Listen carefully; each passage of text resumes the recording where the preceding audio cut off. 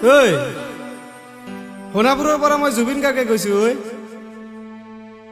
ছিংগাপুৰত কোন হয় সেইকেইটা?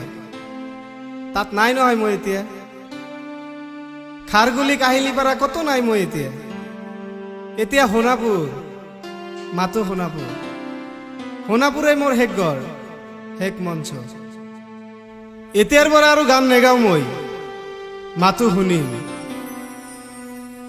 স্পেচিয়েলি মই নাইট ছুপাৰ কেইটাক কৈছো, উজনিলৈ অহা যোৱা কৰোঁতে সোণাপুৰৰ এই ঠাইখনতে মায়াবিনীটো ডাঙৰকে বজাবি। ৰৈ থাকিম উজাগৰি ৰাতিৰ বুকুত।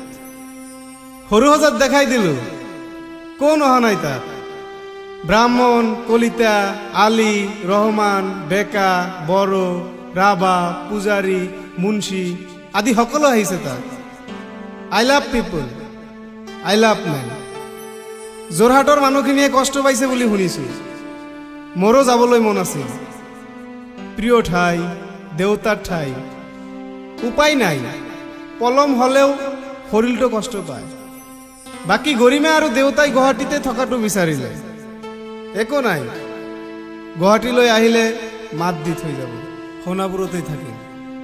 আৰু এটা কথা, যোৰহাটত প্ৰতিমূৰ্তি এটা বনাব বুলি শুনিছো। গুচি যাম কেতিয়াবা, ঘেণ্টা কাকো খাতিৰ নকৰো। মায়াবিনী ৰাতি, ধুমুহাৰ গতি, ধুমুহাৰ গতি।